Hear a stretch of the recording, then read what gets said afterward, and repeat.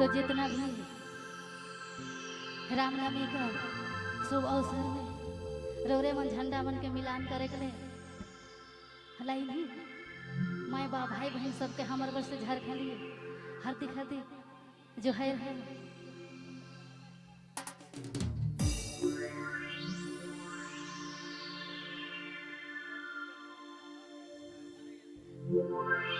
एक बार नारा लगाई दो भाई।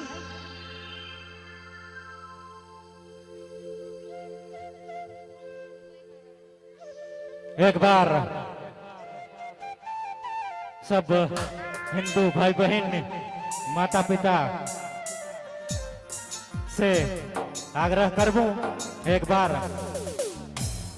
जयकारा हो जाए तो ले माँ दुर्गे की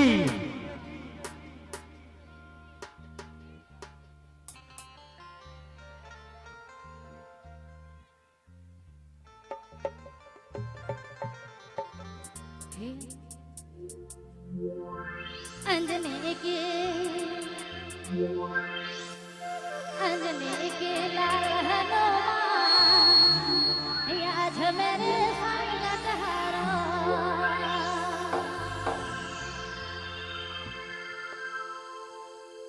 हे अंजनी के लाल हनुमान आज मेरे संगत हारो